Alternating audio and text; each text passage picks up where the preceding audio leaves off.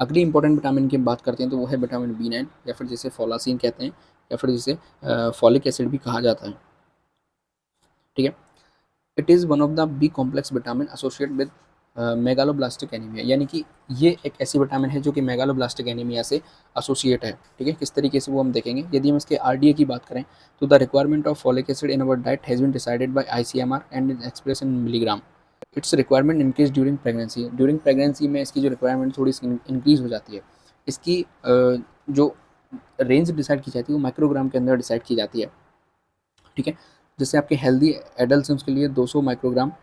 ठीक है, और प्रेगनेंसी वुमेन है उसके लिए 500 माइक्रोग्राम, लैक्टेशन वुमेन है उसके लिए 300 माइक्रोग्राम। इसके बाद चिल्ड्रंस की बात करते हैं तो 80 टू 120 माइक्रोग्राम यहाँ पे जो रेंज है वो फिक्स की गई है आईसीएमआर के द्वारा। ठीक है, आगे हम बात करते हैं dietary source of vitamin B9, यानी विटामिन B9 के डाइटरी सोर्स कौन कौन से हमें देखने को मिलते हैं। तो एनिमल प्रोडक्ट्स के अंदर आप देखिए लिवर हो सकता है, डेयरी प्रोडक्ट्स हो सकते हैं, एग यॉक के अंदर हमें विटामिन B9 देखने को मिलता है। प्लांट प्रोडक्ट की हम बात करते हैं तो ऑरेंजेस हो गए, आपके डार्क लीफी वेजिटेबल्स हो गए, पीनट्स एंड बीन्स हो गए। ठीक है, इसके अलावा हम बात करते हैं कि जो अदर सोर्स कौन कौन से हो सकते हैं, तो आपके स्पिनच हो गया। ठीक है, जिंजरली सीड हो गए, लेडी फिंगर हो गई, ग्रीन ग्राम दाल हो गई, करी लीव्स हो गए, वीट हो गया, होल वीट हो गए आपके। ठीक है, इसके अलावा राइप टमाटो हो गए। तो इनके अंदर हमें विटामिन B9 अच्छी मात्रा में देखने को मिल सकता है। आगे हम फंक्शंस ऑफ विटामिन B9 की बात करते हैं तो इसे फॉलेट भी कहा जाता है। ठीक है, तो सबसे जो इसका मेन फंक्शन होता है वो मैचुरेशन और मल्टीप्लिकेशन ऑफ आरपीसी में ये सबसे ज़्यादा हेल्प करता है। ठीक है, इसके अलावा हीमोग्लोबिन के सिंथेसिस में भी ये हेल्प करता है। और अदर फंक्शंस की हम बात करें तो अब सेल्स ग्रो एंड मल्टीप्लाई में, यानी सेल्स की ग्रोथ में ये हेल्प कर रहा है। रेड ब्लड सेल्स को ग्रो करने में हेल्प कर रहा है। इसके अलावा जेनेटिक मटेरियल को फॉर्मेशन करने में हेल्प कर रहा है। जो हमारा ब्रेन और नर्वस सिस्टम है उसको हेल्दी रखने में हेल्प करता है। प्रेगनेंसी के दौरान जो इन्फेंसी यानी जो बच्चा है उसके ब्रेन डेवलपमेंट में हेल्प करता है और होमोसिस्टीन लेवल को बैलेंस करके रखता है हमारी बॉडी के अंदर। ठीक है, बाकी आरबीसी में और हीमोग्लोबिन सिंथेसिस में इसका मेजर रोल होता है। आगे हम बात करते हैं डेफिशिएंसी की।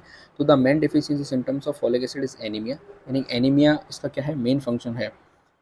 हम बात करें डेफिशिएंसी का जो मेन सिम्टम है वो क्या, एनीमिया। और स्पेसिफिकली बात करें कि एनीमिया में भी कौन सा एनीमिया, तो मेगालोब्लास्टिक एनीमिया यहाँ पे हमें देखने को मिलता है। जिसके सिम्टम्स की हम बात करें कि कौन कौन से सिम्टम्स हैं इसके हैं, तो सबसे पहला सिम्टम्स है reduction in number of red blood cells, यानी कि आरबीसी के जो नंबर हैं वो वहाँ पे डिक्रीज होना स्टार्ट हो जाएंगे। इसके बाद हम बात करें lowered leukocyte and platelets level, यानी जो प्लेटलेट्स लेवल्स हैं या ल्यूकोसाइट के जो लेवल हैं वो वहाँ पे कम होना स्टार्ट हो जाएंगे। Large nucleotide cells may be release into the blood circulation, यानी जो हमारा ब्लड सर्कुलेशन है उसके अंदर लार्ज न्यूक्लियोटाइड सेल्स उनका जो रिलीज है या उनकी जो नंबर्स हैं वो बहुत ज़्यादा इंक्रीज होना स्टार्ट हो जाएंगे। ठीक है, अदर सिम्टम्स की हम बात करते हैं तो आपके वीकनेस हो सकती है, टायर्डनेस हो सकती है, डिस्निया हो सकता है, सोर टंग हो सकती है, एल्पिटेशन हो सकता है। ठीक है, folate deficiency produce very adverse effect in pregnancy के दौरान इसके बहुत ज़्यादा खतरनाक इफेक्ट हमारी बॉडी के अंदर हमें देखने को मिल सकते हैं। इसके अलावा हम बात करें ये फीटस तक को डैमेज कर सकता है। ठीक है, ये कुछ सिम्टम्स हैं जो कि हमें देखने को मिलते हैं।